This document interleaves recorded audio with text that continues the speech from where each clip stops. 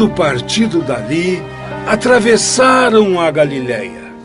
Jesus, porém, não queria que ninguém o soubesse e ensinava os seus discípulos: o Filho do Homem será entregue nas mãos dos homens e matá-lo-ão. Mas ele ressuscitará 3 dias depois de sua morte. Mas os discípulos não entendiam essas palavras e tinham medo de lhe perguntar. Em seguida, voltaram para Cafarnaum. Quando já estava em casa, Jesus perguntou-lhes: o que vocês vinham conversando pelo caminho? Pelo caminho, eles haviam discutido entre eles qual seria o maior. Não é nada demais. Quem quiser ser o primeiro, seja o último de todos e o servo de todos. Quem receber a um desses pequeninos em meu nome, é a mim que recebe. E quem me recebe, não recebe a mim, mas ao Pai que me enviou. Não é, Luiz? Sim.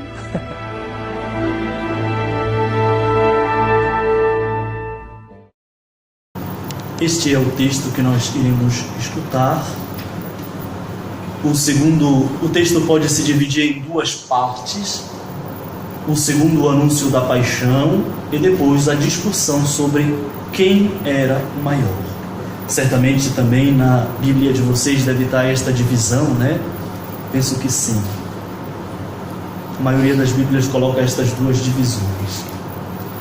Este anúncio se deu no capítulo 8, no versículo 31, que foi a página do Evangelho que nós ouvimos ontem, onde Jesus começou a ensinar-lhes dizendo: o Filho do Homem deve sofrer muito, ser rejeitado pelos anciãos, e faz todo o discurso.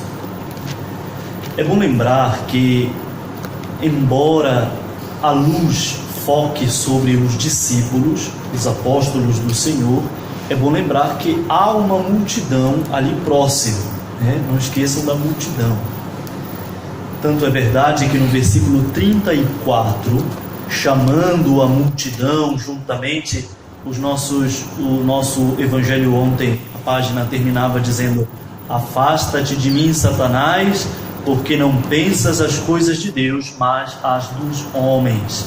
E continua: chamando a multidão juntamente com seus discípulos, disse-lhes: se alguém quer vir após mim, negue-se a si mesmo, tome a sua cruz e siga-me. Esta era a parte final do Evangelho. Então, embora o enfoque fosse sobre aquilo que pensava, embora a multidão está aí, e Jesus pergunte aos discípulos, aos apóstolos, aquilo que eles dizem a respeito dele, mas há uma multidão.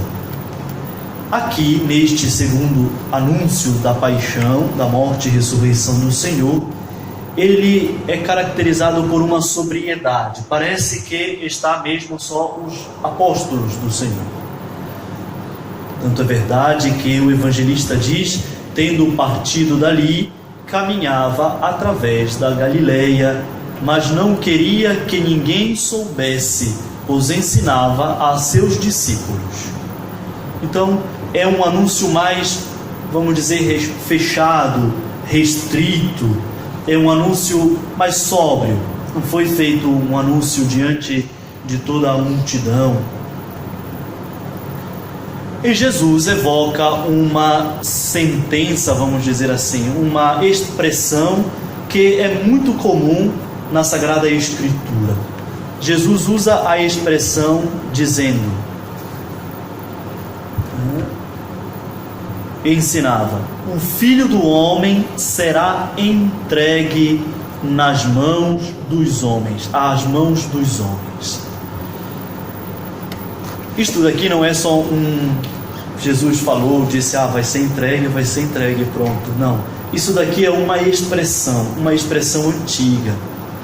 Normalmente se dizia desta expressão todas as vezes que Israel foi entregue às mãos daqueles que a invadiram, a saquearam.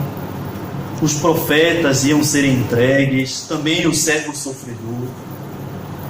Por isso, esta expressão bíblica, é uma expressão bíblica, será entregue na mão dos homens, será entregue à mão dos homens. Esta expressão, ela recorda a perseguição do povo de Deus.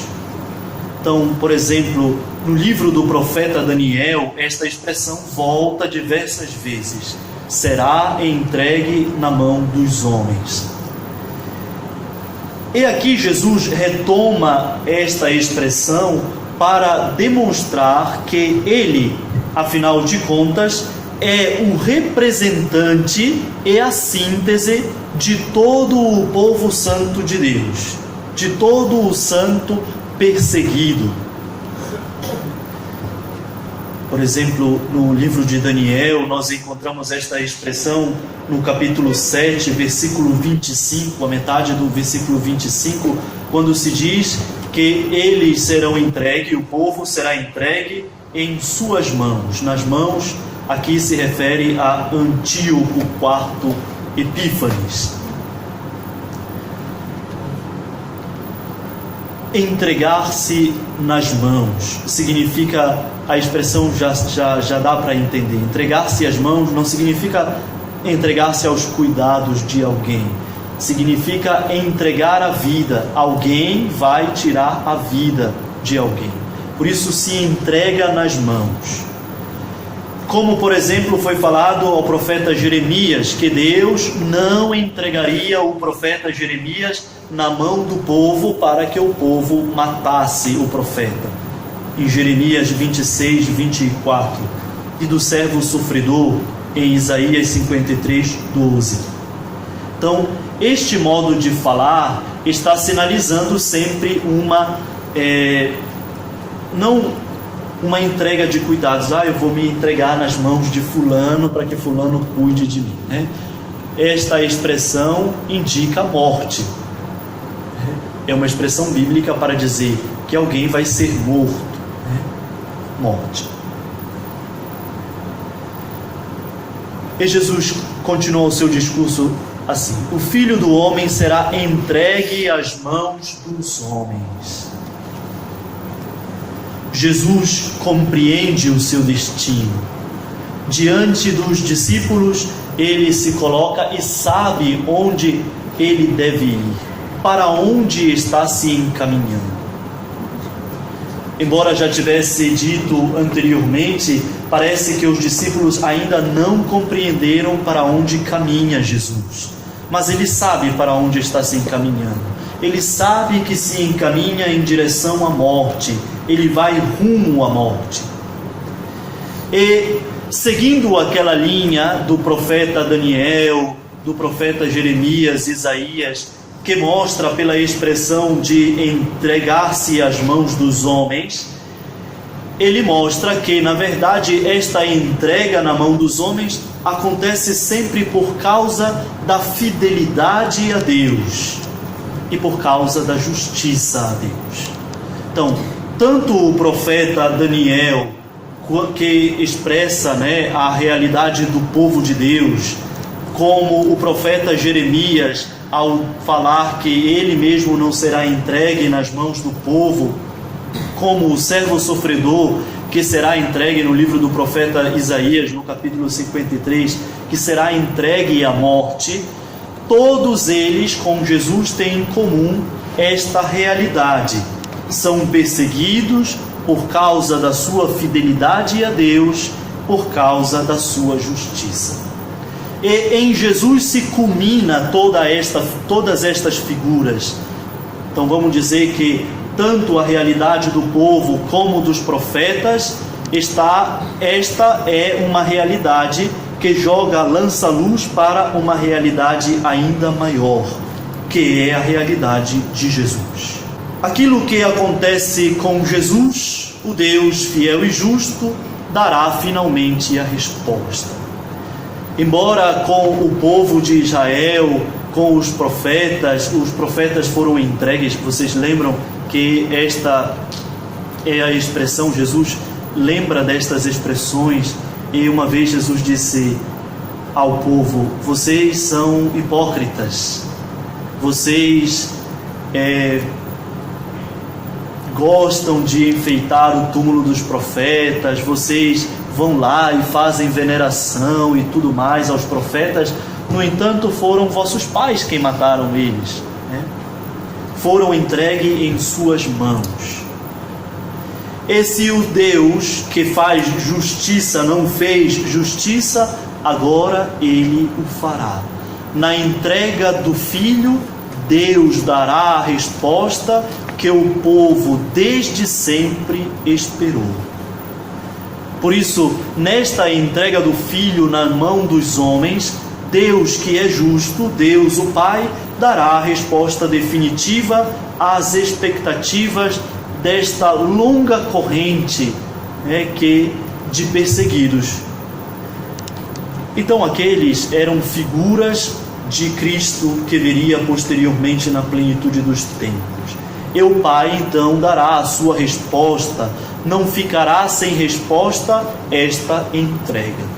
O Pai virá em auxílio do Filho, sem dúvida, certamente.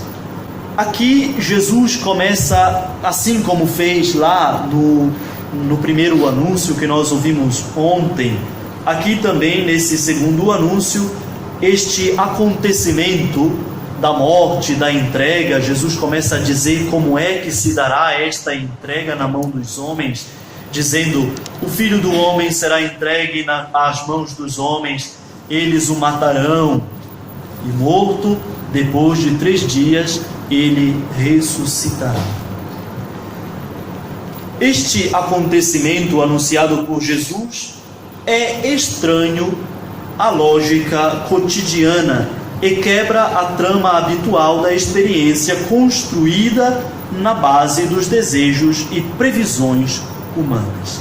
Ou seja, este anúncio, assim, nós já vimos a primeira vez, que este anúncio feito uma primeira vez também quebrou a lógica, por exemplo, daquilo que pensava Pedro. Pedro tinha colocado na cabeça, assim como as pessoas, uma lógica totalmente diferente. Como é que este anúncio quebra esta lógica cotidiana, quebra esta trama, esta experiência que nós vamos construindo e que naquela época se construía? Porque o Messias esperado era um Messias potente, era um Messias que não daria a vida. Não vai morrer esse Messias. É por isso que Pedro depois chama Jesus à parte e começa a brigar com ele: para de falar besteira, acabei de dizer que tu é o Messias, e nós sabemos que o Messias é potente, forte, virá e destruirá todo o mal, e nos libertará e libertará o povo de Israel da opressão de Roma. Aprendemos isso desde que somos crianças. Este conceito que nos foi falado a respeito do Messias, isso aprendemos desde sempre. Nós sabemos que tu és o Messias, por isso não vai acontecer isso contigo. Para de dizer besteira, Jesus. Mas Jesus insiste. Disse uma primeira vez, agora diz uma segunda vez: vou morrer. Para quem esperava que o Messias não fosse morrer, é claro que isso é uma decepção sem tamanho. Imagina você ter aprendido desde sempre que o Messias virá como um forte braço estendido, que o Messias irá subjugar todo o poder opressor de Roma, que irá libertar todo o povo de Israel, que esse Messias irá, na verdade, matar os opressores do povo com um exército, com armas. E agora nós acreditamos que esse Jesus é o Messias. Anunciamos para todo mundo que ele é o Messias. Vem ver. É aquele que está escrito que Moisés falou na lei, nos profetas. Lembra? Quem foi que disse isso?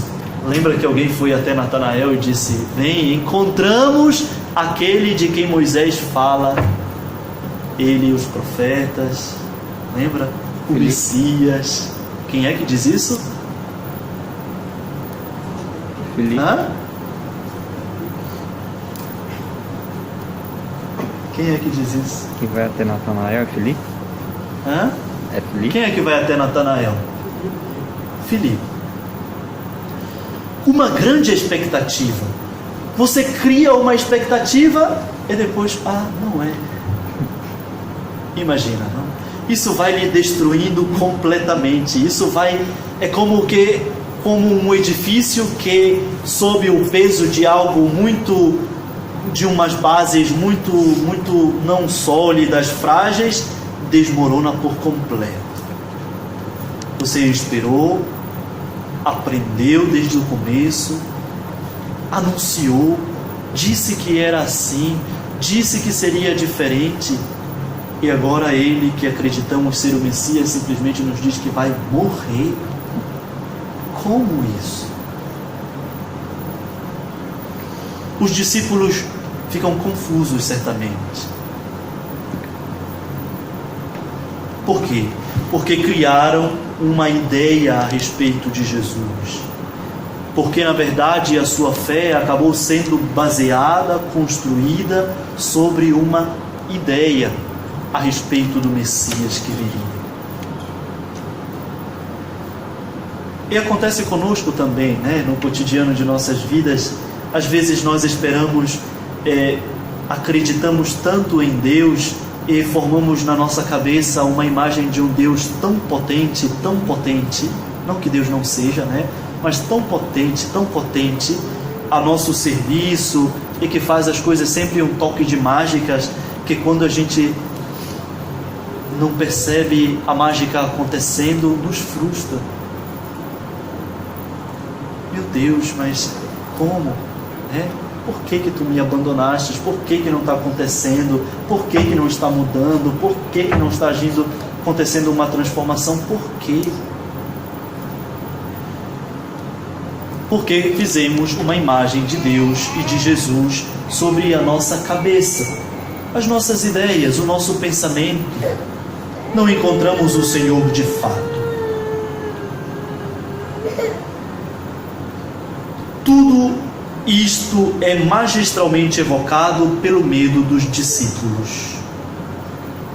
Aqui o nosso texto continua dizendo: depois de 3 dias ele ressuscitará. Eles, porém, não compreendiam essas palavras e tinham medo de interrogá-lo. Aqui é bom que a gente tome ciência de 2 atitudes, vamos dizer assim, mas de 2 acontecimentos que se dão no coração dos discípulos. Um acontecimento é a incompreensão, outro acontecimento é o medo. Veja que eles não estão misturados de modo que são um só. Aqui o evangelista adiciona o medo. Não compreendiam essas palavras e tinham medo de interrogar.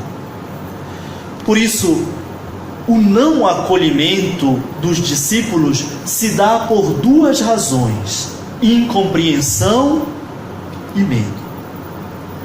Também o nosso não acolhimento a respeito da pessoa de Jesus pode se dar por 2 razões: não compreender de fato quem Jesus é, e a certo ponto compreender e ter medo de assumir esta fé neste Jesus que compreendemos como é agora. Veja como é um esforço contínuo e que devemos pedir a graça de Deus a nosso favor. Não é nada fácil, Primeiro é a incompreensão, não compreender. Bom, eu não posso me lançar a este projeto, eu não posso me lançar a este Jesus, me comprometer com Ele, com o seu projeto, porque simplesmente não compreendo o seu projeto.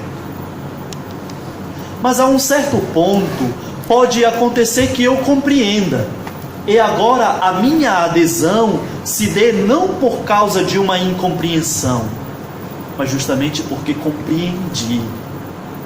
E agora tenho medo de me comprometer com este Jesus. Tenho medo de me comprometer com este projeto, porque é demasiado ousado, grande, exige esforço, exige uma renúncia total de si. Tenho medo. Estas duas realidades podem nos fazer nos fechar para o acolhimento do projeto, o acolhimento do próprio Senhor. É por isso que esta realidade do medo, por exemplo, ela sempre foi uma realidade presente na vida. E uma das primeiras coisas que são lembradas nas aparições é sempre o medo. Estão lembrados disso? Quando o anjo aparece a José, José, a um primeiro momento, parece não ter compreendido o que era que estava acontecendo. Mas depois ele compreendeu no sonho, porque o anjo explicou para ele, lembra?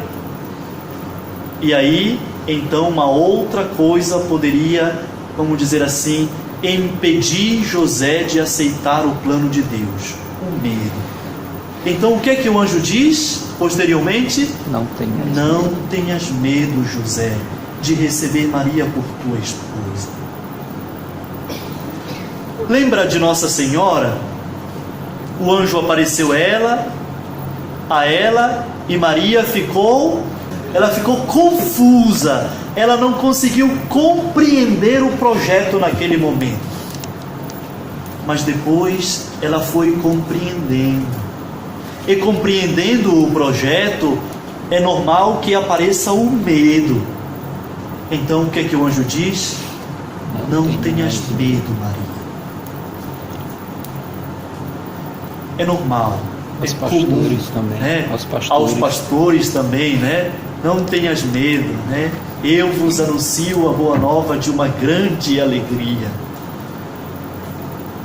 Parece que encontrar este projeto, se confrontar com o projeto do Senhor e com o próprio Senhor, nos faz experimentar estas duas realidades: a incompreensão e o medo.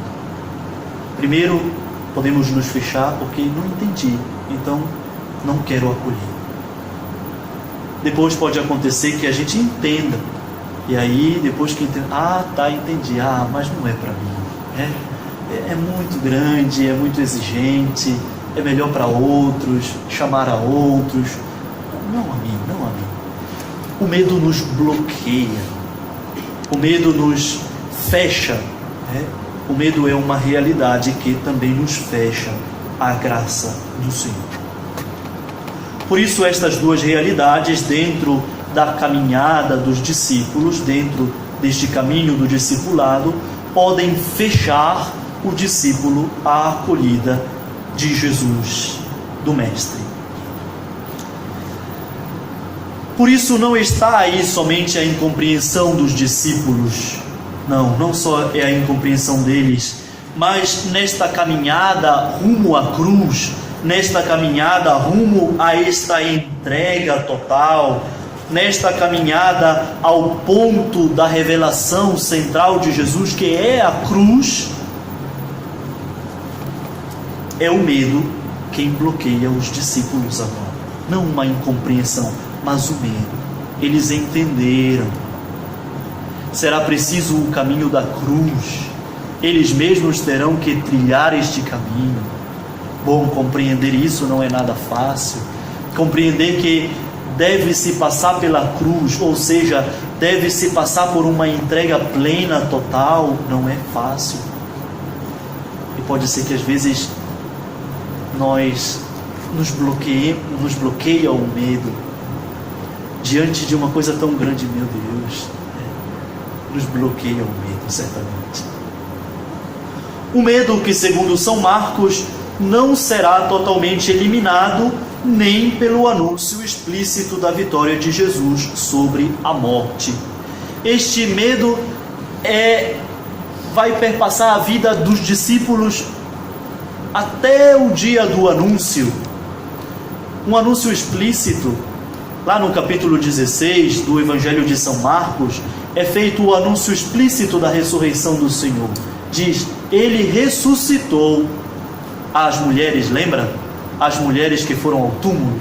Explicitamente se diz que ele ressuscitou. Mas elas, aqui a gente pode dar uma olhada nesta expressão, lá no capítulo 16, no versículo 8 do capítulo 16, e diz assim: elas saíram e fugiram do túmulo, pois um temor e um estupor se apossaram delas, e nada contaram a ninguém, pois tinham medo. Veja como este medo acompanha, ainda que tenha um anúncio da paixão, da ressurreição do Senhor. Veja como este medo acompanha os discípulos, e veja como este medo também nos acompanha.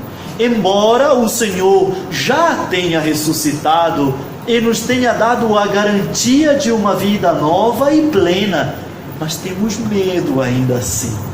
Embora o Senhor já tenha dado a garantia, já tenha ressuscitado, já esteja sentado à direita do Pai, mas temos medo ainda. Veja como vai perpassando toda a vida do discípulo, de ontem e de hoje. E aqui nós chegamos nesta segunda parte do nosso texto, onde fala desta discussão dos discípulos a respeito de quem será o maior entre eles. E aqui o nosso texto diz: e chegaram a Cafarnaum. Lembra que eles foram andando, eles estavam em Betsaida, Lembra de Betsaida? Está bem aí em cima, quase bem aí em cima do lago, do mar, de Genezaré, de Tiberíades, bem aí. Depois vai subindo no caminho para lá, Cesareia. Lá na Cesareia de Filipe, lá em cima, no topo. E depois vem atravessando a Galileia, do lado daqui, Aqui tem o lago, o Jordão, o Mar Morto. Aí imagina, Cesareia de Filipe lá, depois vem para esse lado aqui, atravessando toda a região da Galileia, Estão vendo a Galileia aí? Quem tiver a Bíblia pode acompanhar lá na contracapa da Bíblia, tem um mapa, Veja lá. Então, lá em cima, bem aqui, em cima, bem quase na cabeceira aqui do lago de Genezaré, está Betsaida. Lembra que eles saíram e no caminho para a Cesareia de Filipe, que está bem lá em cima, quase já saindo do mapa, lá perto do Monte Hermon. De lá, eles atravessam para o outro lado, vêm para a região da Galileia, vem atravessando a região da Galileia e chega a Cafarnaum, que está bem ali próximo de Betsaida, na mesma linha, vamos dizer assim. Um de um lado, outro de outro. Tudo a pé? Tudo a pé, Naquele tempo não tinha... Mas, claro, nós não vamos levar a dimensão, imagina, caberia quantos Israel no estado do Pará, É claro que as nossas dimensões de tamanho é muito grande para nós que moramos no Brasil e moramos num estado muito grande, Mas não são distâncias assim tão assustadoras, Bem, então eles estão descendo e chegaram a Cafarnaum. Em casa, provavelmente, onde? Quem morava em Cafarnaum? Pedro, Provavelmente na casa de Pedro, Chegando em casa, ele lhes perguntou sobre que discutis no caminho. O evangelista não narra que eles vinham discutindo no caminho, não conta nada, apenas já passa dizendo que chegando em casa, Jesus faz esta pergunta para eles. Então veja que esta intervenção de Jesus, ela é motivada pela discussão dos discípulos, que no caminho que levava Jesus para a morte, enquanto, olha como são as coisas, né? O discípulo precisa sempre estar atrás do mestre para aprender as coisas. Jesus está descendo, daqui vai fazer toda a sua caminhada para Jerusalém. Jesus sabe para onde está se encaminhando. Jesus sabe que ele está no caminho da sua entrega, no caminho da cruz, no caminho da morte. Jesus trilha o caminho da entrega. E que fazem os discípulos? Estão brigando pelo primeiro lugar. Vem no caminho todo. Enquanto Jesus vem trilhando um caminho de serviço, porque a cruz será uma entrega e um serviço, eles vêm brigando pelo primeiro lugar neste mesmo caminho. Então eles disputam os lugares e brigam pela precedência. Assim o nosso texto diz: em casa ele lhes perguntou sobre o que discutíeis no caminho. E esta é uma pergunta que não somente é feita para os discípulos no tempo de Jesus, mas uma pergunta que o Senhor faz para nós. Lembre que a vida é sempre um caminho, que estamos sempre a caminho. Em nosso caminho, o que falamos? Quais são as nossas aspirações neste caminho? Lembro que o caminho deve ser um caminho de entrega, mas às vezes esquecemos disso. E fazemos do nosso caminho uma aspiração para o privilégio, para a precedência. O Senhor quer perguntar também a nós, a cada um de nós: em teu caminho. Todos fazemos um caminho, não os padres, as freiras, né? Porque alguém pode dizer, um caminho vocacional, né? Os seminaristas, é um caminho também. Os seminaristas devem se perguntar no seu caminho vocacional: bom, em meu caminho, do que eu falo, afinal de contas? E quais são as minhas aspirações neste caminho? É bom se perguntar também os padres, né? Também cada um de nós, cristãos, leigos e leigas, o que estou galgando neste caminho, procurando neste caminho? Quero os altos postos? É bom ter cuidado, porque o quanto este desejo de chegar aos altos postos e aos primeiros lugares faz sofrer todo mundo, e a igreja principalmente.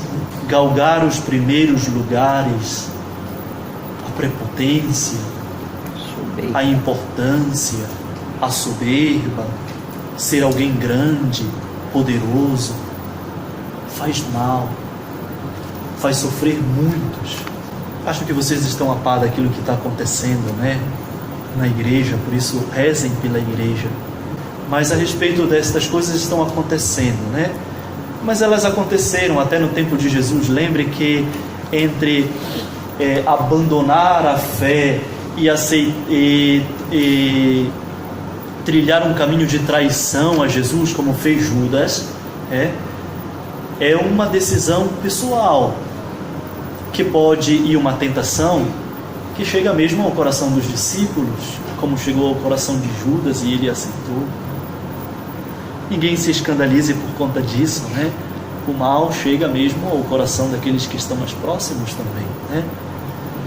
Então, o que fazemos? Não vamos condená-los, porque também nós estamos suscetíveis ao erro. E nos lembra São Paulo: olha, cuidado, quem está de pé, tome cuidado para não cair, né? Porque para cair basta estar de pé, né? Então, sem acusar os outros, né? Mas vamos rezar por toda esta situação. Então, é bom nos fazer esta pergunta, estas questões. Em nosso caminho, do que falamos? Do que eu falo no meu caminho? Quais as nossas aspirações? Quais são as minhas aspirações? no meu caminho sacerdotal, no meu caminho vocacional, no meu caminho matrimonial, no meu caminho de leigo, leiga que trabalha na igreja, engajados.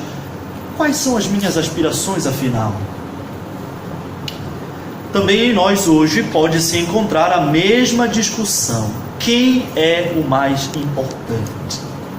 Pode acontecer conosco também, que nós vamos galgando o espaço e aí, quem é o mais importante, afinal de contas, Às vezes a gente tem que levar, às vezes a gente leva na esportiva, brinca e tudo mais, Porque começa aquela coisa, não assim, não, porque o padre, ele dá o fulano que é importante, Fulano que é Beltrano que é importante, porque ele na igreja pode, o padre deixa, o padre não sei o que, então ele é o importante, não sei o que, No fundo, é sempre um desejo por ter esta importância.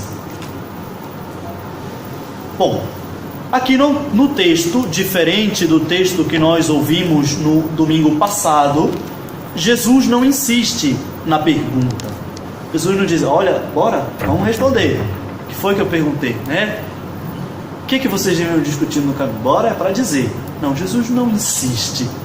E eles também não respondem, porque eles estão envergonhados, por aquilo que eles vinham discutindo. Ontem nós ouvíamos no Evangelho que Jesus fez uma pergunta e Pedro prontamente respondeu.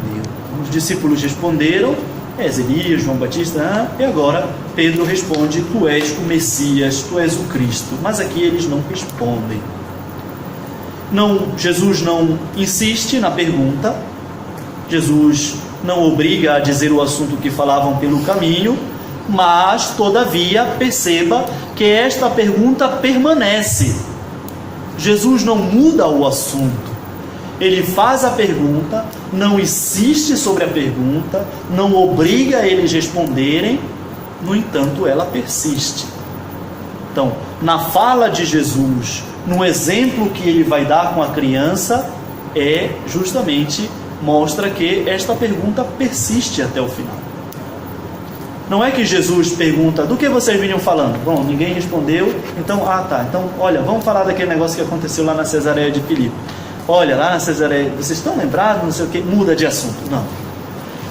Há uma permanência desta pergunta, não só na mente, mas no coração dos discípulos. E a pergunta é basicamente, aqui o nosso texto diz assim, chegaram a Cafarnaum e Jesus perguntou, sobre o que discutis no caminho? Ficaram em silêncio porque pelo caminho vinham discutindo sobre qual era o maior. Dizer o maior significa dizer o primeiro, dizer o mais importante. Então a pergunta gira em torno disso. A pergunta basicamente é esta: quem entre nós é o mais importante? E esta pergunta é uma pergunta que acompanhará toda a vida dos discípulos, mas é uma pergunta que acompanhará toda a nossa vida e a qual somos chamados a responder nas diferentes fases da nossa existência. Quem é o mais importante? Esta pergunta subsistirá até o final de nossas vidas, até o fim. E em todo momento da nossa existência será necessário responder a esta pergunta: quem é o mais importante? E é bom lembrar que a história da humanidade está marcada pelo modo como se respondeu a esta pergunta. Quando esta pergunta foi respondida, quem é o mais importante? Quando alguém respondeu a esta pergunta dizendo: a minha nação é a mais importante, subjugou as outras, perseguiram-se pessoas, mataram-se pessoas, quase dizimaram povos. Quando a esta pergunta alguém respondeu: eu sou o mais importante, certamente muitas pessoas sofreram e perderam as suas vidas. Quando a esta pergunta alguém, por exemplo, na Venezuela diz: o meu governo é o mais importante, então você obriga as pessoas miseravelmente a saírem de suas próprias casas, terras, porque não têm o que comer, porque elas não são o mais importante, é o meu governo o mais importante. Quando a esta pergunta respondemos: é o que eu penso que é mais importante, eu sempre subjugo o outro, o faço sofrer. Por isso que disse que a história da humanidade está marcada. É só olharmos para a história. A gente não deve virar as costas para a história, nem para a história da humanidade, nem para a nossa própria história. Como toda a linha da história, toda a história foi marcada justamente nesta perspectiva, na resposta a esta pergunta: quem é o mais importante?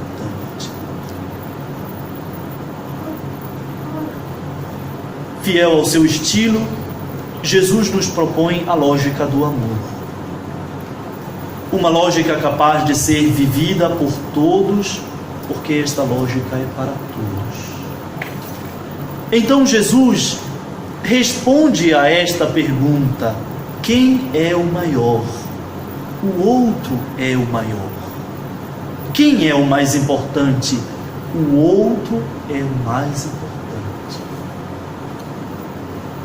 Quando a nossa resposta for essa, então sim, a lógica do amor será uma lógica estabelecida, uma lógica capaz de transformar toda a vida.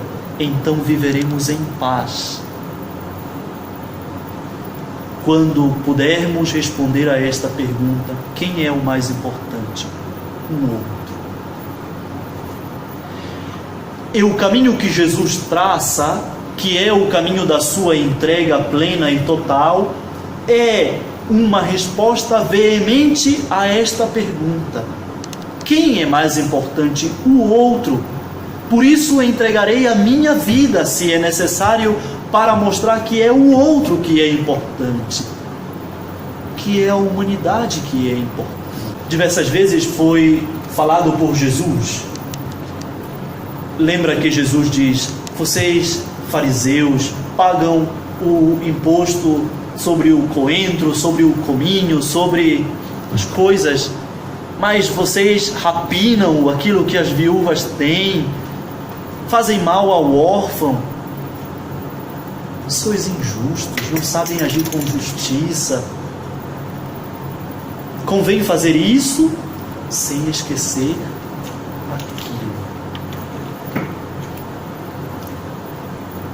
O que é permitido fazer em dia de sábado, conforme a lei? Salvar uma vida ou deixá-la perder-se? É a pergunta que Jesus nos faz e, com o seu exemplo, nos responde, dizendo: se o discípulo é aquele que segue o mestre, deve responder com a sua própria vida, que então o outro é mais importante. Jesus não nos propõe um estilo elitista, não elege um grupo, não seleciona um grupo, uma elite, não propõe um horizonte para poucos privilegiados, não. Jesus não propõe um horizonte para aqueles capazes de chegar a um conhecimento desejado, ou aqueles que podem chegar a altos níveis da espiritualidade, só esses, não. O horizonte de Jesus é sempre uma proposta para a vida diária, para o pequeno, o menor de todos, para todos, afinal de contas. Porque esta proposta do amor, esta lógica do amor se estende do primeiro ao último, do maior ao menor, do mais importante ao menos importante.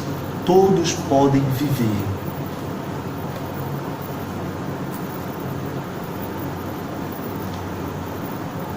quem é o maior?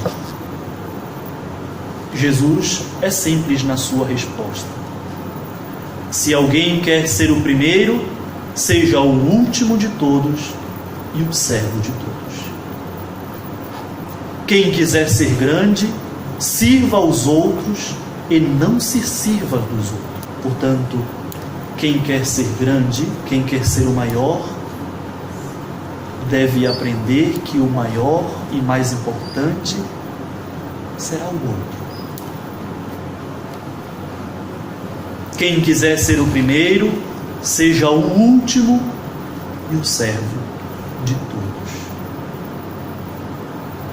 Que lógica que quebra a nossa lógica no nosso pensamento. A mãe dos filhos Zebedeus, né? Estou enganado? Não, né? Chega e diz: quero que tu faças aquilo que te peço. Diga: quero que tu deis aos meus filhos um lugar, um à tua direita, outro à tua esquerda. Não sabeis o que estás pedindo, disse Jesus.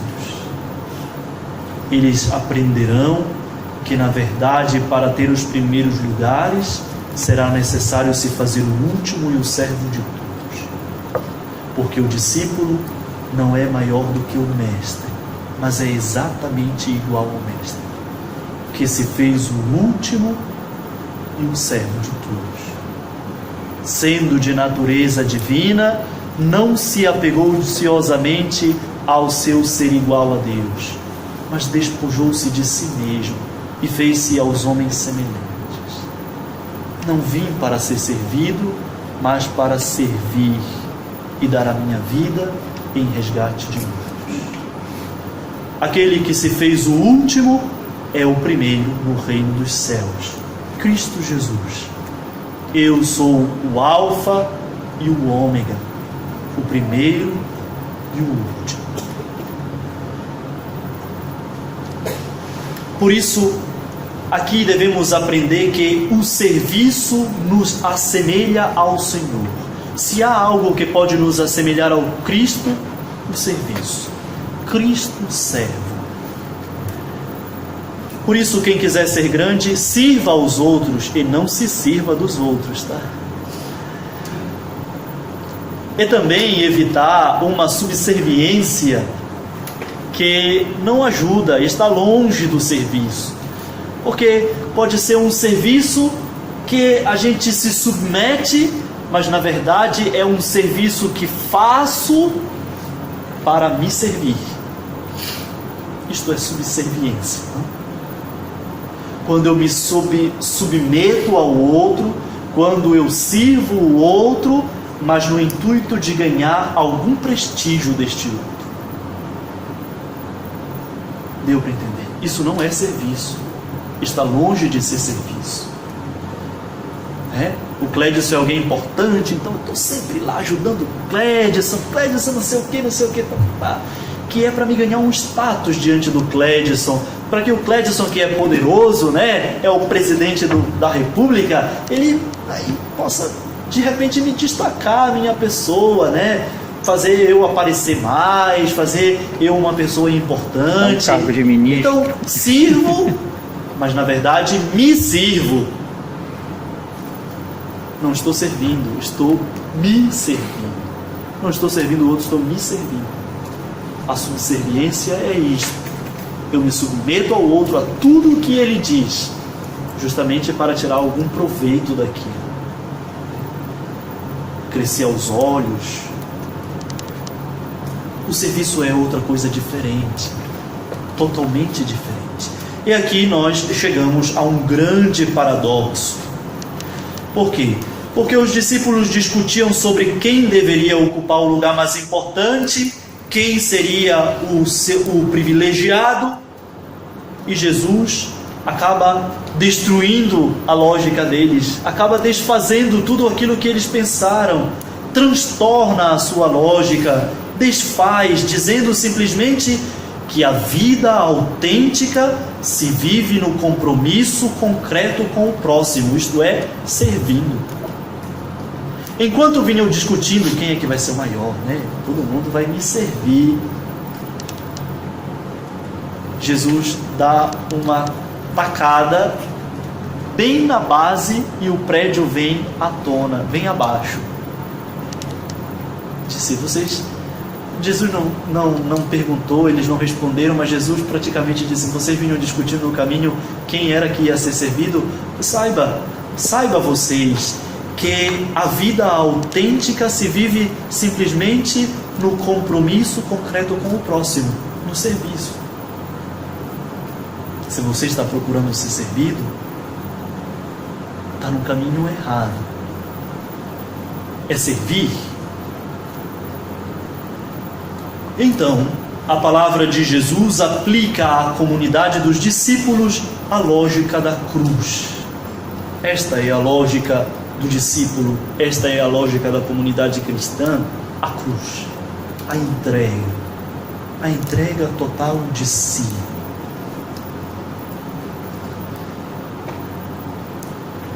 Ela opera uma reviravolta de valores e adquire toda a sua seriedade no acontecimento histórico no qual o primeiro, que é Jesus, se torna o último de todos e o servo de todos. O convite ao serviço apresenta uma peculiaridade. Jesus faz o convite a este serviço quando ele diz: servir, quem quiser ser o primeiro, seja o último de todos e o servo de todos. Tem uma peculiaridade neste convite que devemos ser sempre atentos.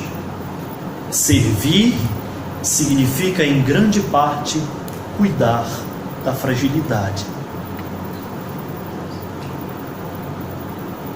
É outra coisa que geralmente está fora do serviço, né? Porque geralmente a gente quer um serviço, mas a gente quer servir aqueles que são grandes, importantes. E aqui Jesus coloca neste convite uma peculiaridade. Servir significa, em grande parte, cuidar da fragilidade. Isso é serviço. Servir significa cuidar dos frágeis de nossa família, de nossa sociedade e do nosso povo. Os frágeis. Isso é serviço. Normalmente não queremos os frágeis, porque os frágeis, com sua fragilidade, às vezes podem nos causar uma certa, repulsa, repugnância.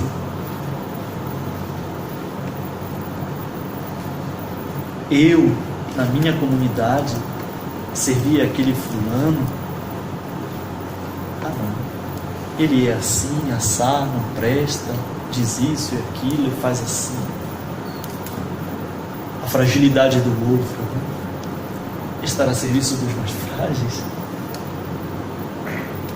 É por isso que o Senhor disse: não vem chamar os que estão com, não são os que estão com saúde, que precisam de médico, é quem está doente que precisa de médico.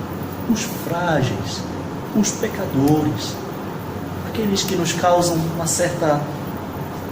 são esses.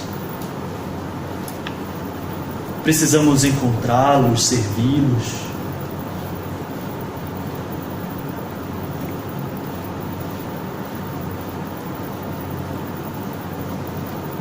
É por isso que a ação simbólica que Jesus faz no Evangelho, aqui, lembra da ação simbólica? Ele pega uma criança, lá no versículo 36 diz assim: depois tomou uma criança, colocou-a no meio deles e, pegando-a nos braços, disse-lhes: aquele que receber uma dessas crianças por causa do meu nome, a mim recebe. E aquele que me recebe, não é a mim que recebe, mas sim aquele que me enviou, o Pai.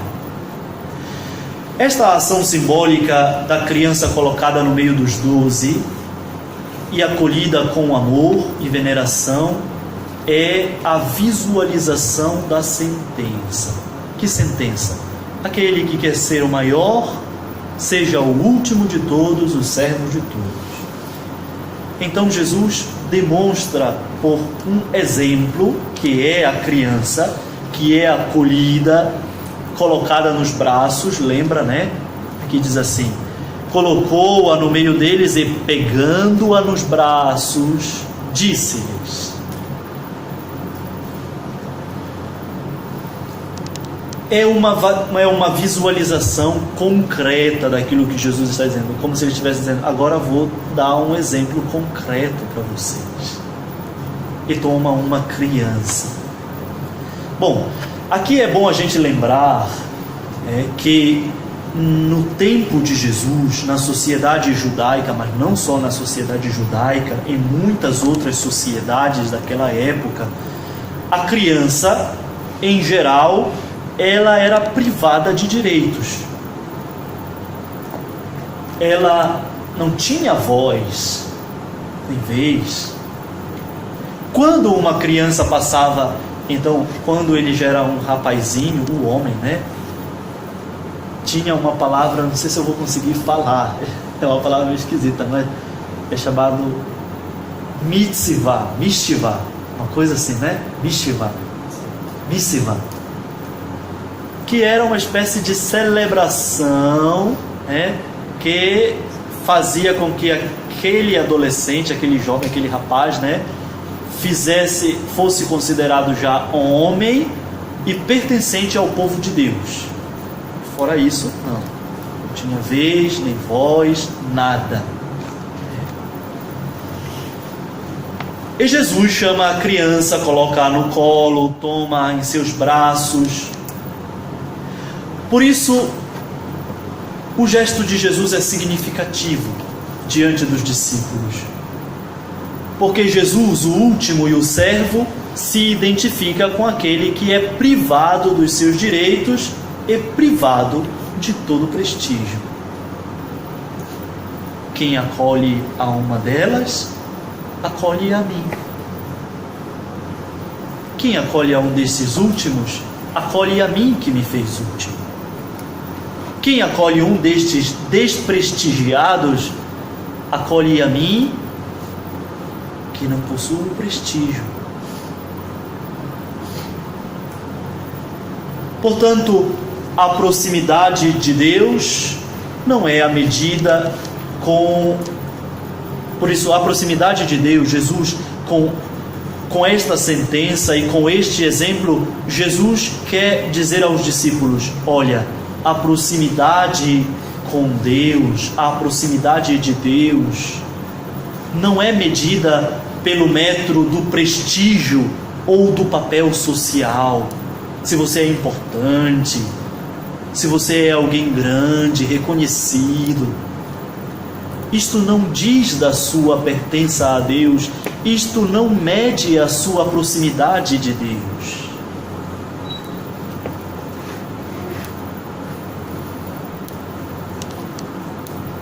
Mas a solidariedade é o metro do acolhimento, é o metro da solidariedade para com os últimos e sem prestígio, que mede a proximidade nossa a Deus. Status não dirá nada da nossa proximidade a Deus.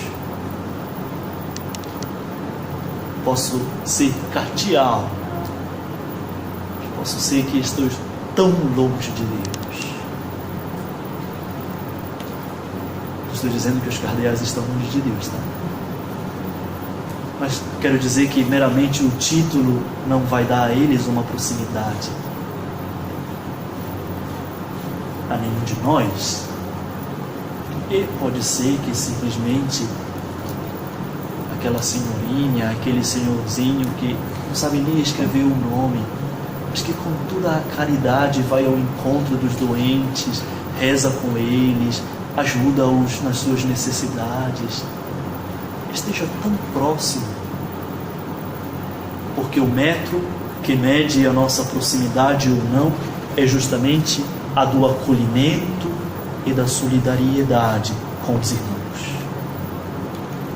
Para lembrar da pergunta: quem é o mais importante?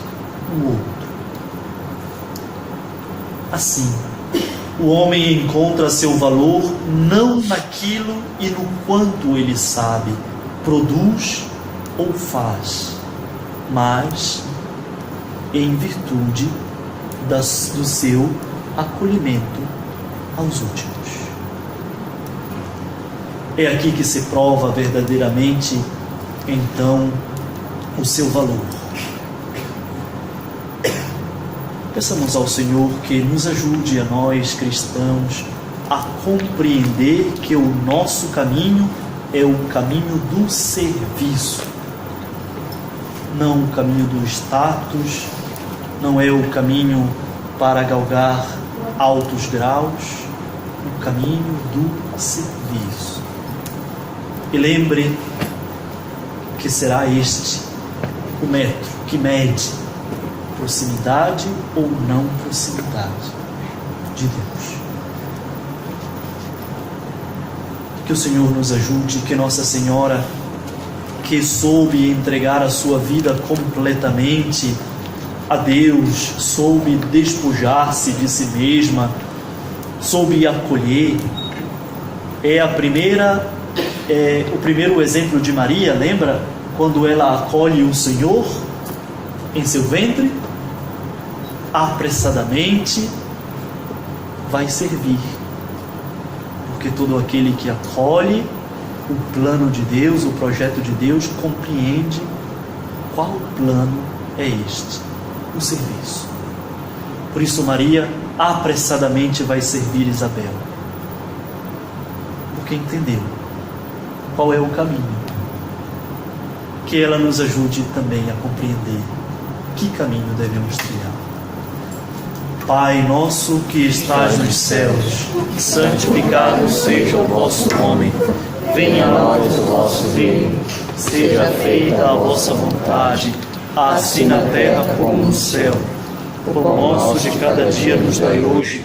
Perdoai-nos as nossas ofensas, assim como nós perdoamos a quem nos tem ofendido. E não nos deixeis cair em tentação, mas livrai-nos do mal. Ave Maria, cheia de graça, o Senhor é convosco. Bendita sois vós entre as mulheres, bendito é o fruto do vosso ventre, Jesus. Santa Maria, Mãe de Deus, rogai por nós, pecadores, agora e na hora de nossa morte. Amém. O Senhor esteja convosco. Ele está no meio de nós. Abençoe-vos Deus Todo-Poderoso, Pai e Filho e Espírito Santo. Amém. Ide em paz e o Senhor vos acompanhe. Graças a Deus.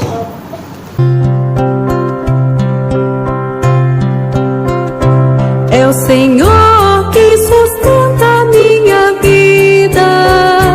É o Senhor quem sustenta a minha vida. É o Senhor quem sustenta a minha vida. É o Senhor quem sustenta a minha vida. Por vosso nome salvai-me, Senhor, e dai-me a vossa justiça. Ó meu Deus, atendei minha prece e escutai as palavras que eu digo. É o Senhor que sustenta a minha vida. É o Senhor quem sustenta a minha vida.